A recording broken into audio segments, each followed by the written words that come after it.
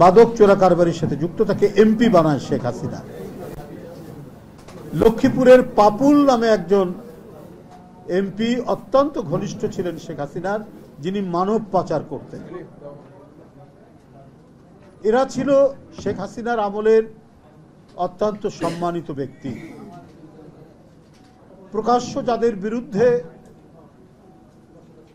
বিভিন্ন হত্যাকাণ্ড, টাকা পাচার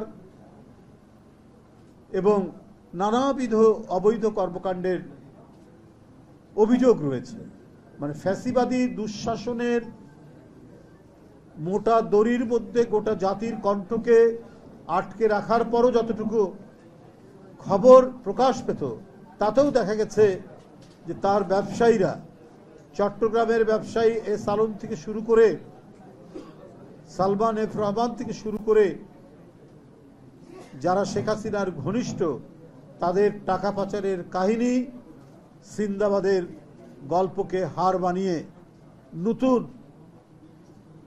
রূপকথার গল্প বাংলাদেশের মানুষ শুনেছে, যেটা রূপকথার মতো গল্প হলেও এটি বাস্তব এবং এটি অত্যন্ত সত্য ঘটনা ছিল। এদের বিত্তবিলাস সারা পৃথিবীতে ছড়িয়েছিল।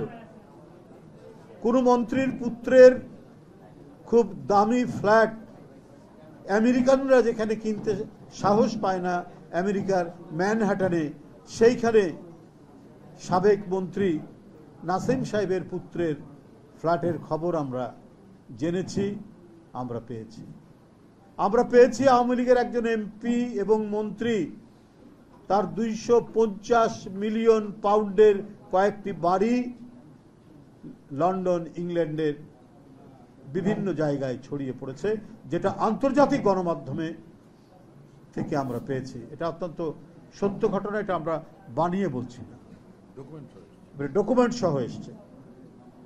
সামান্য একটি ঘটনার কথা বললাম। যিনি ইংল্যান্ডে রাজনীতি করেন, শেখ পরিবারের, তিনিও শেখ হাসিনা এবং শেখ পরিবারের যে চেতনা, দেশের মানুষের কথা বলে দেশের মানুষের পকেট কেটে বাইরে পাচার করা, সেখান থেকে তিনিও মুক্ত নন। টিউলিপ সিদ্দিকী, তিনি ইংল্যান্ডের এমপি।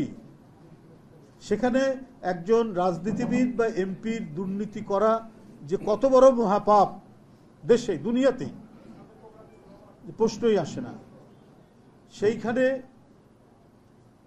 তার ফ্ল্যাট একজন ব্যবসায়ী ঘনিষ্ঠ শেখ হাসিনার, সে গিয়ে দিয়ে এসছে, এবং নিজে যে ফ্ল্যাটটি থাকতেন সেটি তার বোনের, সেখানে তিনি উঠেছিলেন, তার ফ্ল্যাটটিও রয়েছে। আর কত গল্পের কথা বলব। তার বিয়াই, তার মামাতো ভাই, তার খালাতো ভাই, তার চাচাতো ভাই, এরা ছিল বাংলাদেশের এক একটি জেলার এক একজন আমির, এক একজন সুলতান হয়ে উঠেছিল। ছাত্রলীগের একজন নেতার 2000 কোটি টাকা পাচারের ঘটনার কথা আপনারা জানেন, তাও আবার ডিস্ট্রিক্ট পর্যায়ের নেতা, কেন্দ্রীয় নেতা না, জেলা পর্যায়ের একজন নেতার 2000 কোটি টাকা শেখ হাসিনার আমলেই প্রকাশিত হয়েছে।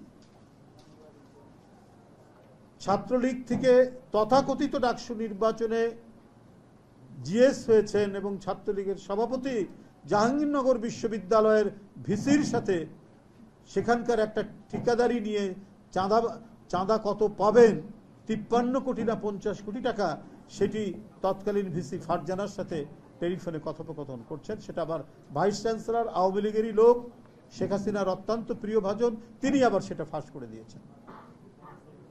এই রাজত্বের মধ্যেই হ্যাঁ, আপনি চিন্তা করতে পারেন, শেখ হাসিনা গর্ব করে বলেন যে তার যে ঘনিষ্ঠ পিয়ন, সে হেলিকপ্টার ছাড়া বাড়িতে যায় না। এটা দুঃখ করে, আফসোস করে না, এই কথাটা বলে তিনি ভিতরে ভিতরে গর্ব করছেন। 400 কোটি টাকা তার সেটা প্রধানমন্ত্রী নিজে বলছেন। শেখ হাসিনার ঘনিষ্ঠ এস আলম তার বাড়ির একজন কাজের লোকের নামে তার লুট করে নেওয়া একটি ব্যাংক থেকে, সেটাও বোধহয় 2-3 হাজার কোটি টাকার নিচে না, তাকে ঋণ দিয়ে দেওয়া হয়েছে তার নামে। শেখ হাসিনা দেশটাকে কি করেছিলেন? দেশটাকে করেছিলেন লুট করার, একেবারে ঝেঁটিয়ে জনগণের টাকা নিজের কাছে পুঞ্জীভূত করে রাখার তিনি কাজ করে গেছেন।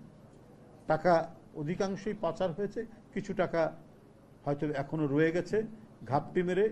এটা এখন নানাভাবেই তারা খরচ করার চেষ্টা করছেন এবং সেটা দিয়ে নানা ধরনের নাশকতা আমরা বিভিন্ন জায়গায় আমরা দেখেছি। আমি কয়েকদিন আগেই বলেছি যে পহেলা বৈশাখে আনন্দ শোভাযাত্রা করতে গিয়ে যে প্রতীকগুলো ব্যবহার করা হয়েছিল আন্দোলনের, সেই প্রতীক করার কারণে এবং ফ্যাসিবাদের প্রতিকৃতির কারণে মানবেন্দ্র ঘোষ, একজন নামকরা ভাস্কর্য এবং মেধাবী একজন শিল্পী, তার বাড়ি, গ্রামের বাড়ি আগুনে ভস্মীভূত করে দেওয়া হয়েছে। আমরা গেছিলাম কয়েকদিন আগে সেটা দেখতে। মানে পতিত ফ্যাসিবাদ তার অধঃপতনের পরেও সে তার যে পাচার করা টাকার যে জোর, যে ক্ষমতা, সেই ক্ষমতার বলে তিনি যেমন হুমকি দিচ্ছেন তেমনি নানাবিধ কাজ করে বেড়াচ্ছেন বন্ধুরা। সুতরাং সেই শেখ হাসিনা এই যে 60 লক্ষ বিএনপির নেতাকর্মীর নামে যে মামলাটি দিয়েছেন, সেই মামলাটি দেওয়ারই তো কথা। কারণ তার লোককে বেসিক ব্যাংক দিতে হবে, তার লোককে সোনালী ব্যাংক দিতে হবে, তার লোককে অগ্রণী ব্যাংক দিতে হবে, তার লোককে ফার্মার্স ব্যাংক দিতে হবে। এই ব্যাংকগুলোর মধ্যে টাকা লুটে নেবে, এর জন্য মিছিল হতে পারে, প্রতিবাদ হতে পারে, এই জন্য নানা ধরনের কর্মসূচি হতে পারে। অতএব নানা কায়দায়, যদি গুম করে হচ্ছে না, অদৃশ্য করে হচ্ছে না, বিচার বহির্ভূত হত্যা করেও হচ্ছে না, অতএব কমপক্ষে মামলা দিয়ে মানসিকভাবে দুর্বল করে আমি আমার ফ্যাসিবাদের লেলিহান অগ্নিশিখা আমি জ্বালিয়ে রাখবো, সেখানে কেউ যেন কিছু বলতে না পারে, কিছু সাহস করতে না পারে, তার জন্যই 60 লক্ষ নেতাকর্মীর নামে এই মামলা দেওয়া হয়েছে। এই আমার এখন কথা হচ্ছে, শেখ হাসিনা 5 তারিখে পতন হয়েছে, চলে গেছে। এখন মোটামুটিভাবে 8 মাস হয়ে যাচ্ছে অন্তর্বর্তীকালীন সরকারের রাজত্ব চলছে। যে সরকারের আমরা চাই সমালোচনা করি, আবার সমর্থনও করছি, যে সরকারের অধীনে সবকিছু ঠিকঠাক চলবে। একটা যে অবাধ এবং সুষ্ঠু নির্বাচন শেখ হাসিনা আত্মসাৎ করে এটা অদৃশ্য করে দেওয়ার চেষ্টা করেছেন, সেটিকে পুনঃপ্রবর্তন করবেন ডক্টর ইউনূস সাহেব। এটাই জনগণের প্রত্যাশা, এটাই জনগণ কাম্য করে। সেই জন্যই হচ্ছে আমাদের কথা বলা, যেটা অসীম এখানে বলেছে যে কেন এটা সুস্পষ্ট করছেন না, কেন এই দ্বিধা দ্বন্দ্বের মধ্যে দোলাচ্ছেন মানুষের হৃদয়কে। পেন্ডুলামের মধ্যে ডিসেম্বর না জুন, এর মধ্যে দোল খাচ্ছে কেন, এটা সুস্পষ্ট করুন। এটা কথা বলতেই পারে। আর আমরা যেটা বলতে চাই যে 60 লক্ষ মামলা, আমি জানি না যে আমাদের মামলা প্রত্যাহার হয়েছে কি, প্রায় উকিল খবর দেয় কালকে কিন্তু আসবেন, আজকে একটা মামলা উঠতে পারে। কেন আজকে আমাদেরকে দিনের পর দিন, মাসের পর মাস কোর্টের বারান্দায় আমাদেরকে লেফট রাইট করতে হয়েছে, আমাদেরকে কুইক মার্চ করে ওখানে হাঁটাহাঁটি করতে হচ্ছে, নির্মমভাবে আমাদেরকে এজলাসের মধ্যে দাঁড় করে রেখেছে। ম্যাজিস্ট্রেট যে আমার ছোট ভাইয়ের চেয়ে ছোট ভাই, তার কি নির্মম নিষ্ঠুরতা, সে আমাদেরকে যদি আমরা বেঞ্চে বসি সে ধমক দিয়ে বলতো যে কাঠগোড়ায় বসাও। আমরা কেউ মার্ডার করে, আমরা কেউ কোনো ধরনের সামাজিক অপরাধ করে আদালতের কাঠগোড়ায় দাঁড়ায়নি। ব্রিটিশ আমলেও দেখেছি রাজনীতিবিদদেরকে একটা সম্মান দেখাতে, সেই সম্মানটুকু শেখ হাসিনার আদালতের বিচারকরা সেটা করেনি। আমাদের জোর করে, জবরদস্তি করে, পুলিশকে দিয়ে আমাদেরকে কাঠগোড়ানোর মতো দাঁড় করিয়ে যত ধরনের অপমান, যত ধরনের লাঞ্ছনা গঞ্জনা করার দরকার সেটা করেছে। শুধুমাত্র তার লুটপাট, তার অনৈতিকতা এবং দেশের গণতন্ত্রকে গ্রাস করে নিয়ে আজীবন মহারানী হয়ে থাকার তার যে আকাঙ্ক্ষা, সে আকাঙ্ক্ষা বাস্তবায়ন করার জন্য এই আদালতকে দিয়ে কাজ করেছে শেখ হাসিনা। তাহলে আজ 8 মাস হলো নেই, এই মামলাগুলো কেন প্রত্যাহার হয়নি? অনেকেই বলতে পারেন প্রধান উপদেষ্টা, আমরা শুনেছি তার মামলা সব প্রত্যাহার হয়ে গেছে। উনিও শেখ হাসিনার ঈর্ষা, বিদ্বেষ এবং আক্রোশের শিকার। আমরা নিজেরা যেমন আন্দোলন সংগ্রামে থেকেছি, আমরা কথা বলেছি, আমরা নিপীড়ন নির্যাতন সহ্য করেছি, আজকের যিনি প্রধান উপদেষ্টা তার উপরেও হয়েছে, দুই একজন উপদেষ্টার উপরেও নিপীড়ন নির্যাতন হয়েছে। কিন্তু কথা হলো যে তাদের যদি প্রত্যাহার হয়ে যায় তাহলে এই লক্ষ লক্ষ মানুষ, একটা বিরল, মাহাদি আমিন ঠিকই বলেছে যে পৃথিবীর অনেক দেশ আছে, ডেনমার্ক তার লোক সংখ্যা মাত্র 5 মিলিয়ন, মাত্র 50 লাখ, আর আমাদের নেতাকর্মীর নামে মামলা 60 লাখ। একটি দেশের জনসংখ্যার চাইতে বাংলাদেশে আসামির সংখ্যা বেশি, তো কেন এটি হবে? এই প্রশ্ন তো হতেই পারে, এই প্রশ্ন তো করতেই পারি।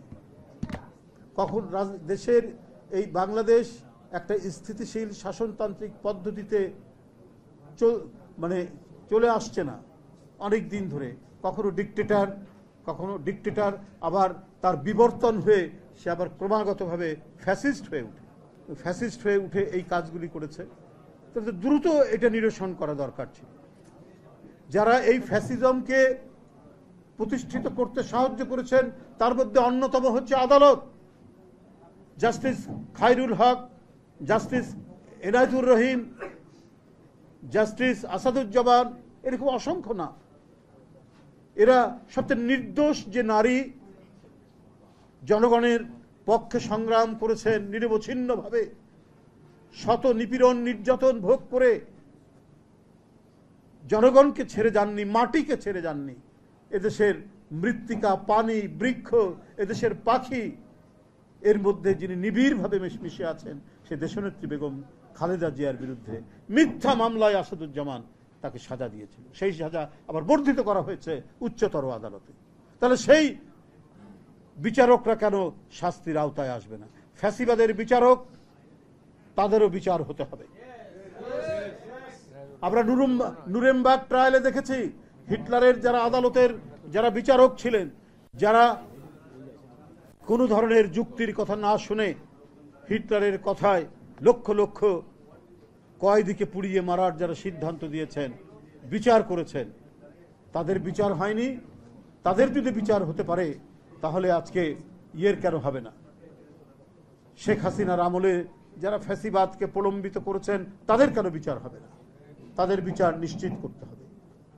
তাদের বিচার নিশ্চিত করতে হলে ভবিষ্যতে কেউ কোনো আদালতকে দিয়ে তার অশুভ ইচ্ছা এবং অগণতান্ত্রিক নিপীড়ন নির্যাতন মানুষের উপর চালানোর সাহস পাবে না। এটাই হওয়া উচিত।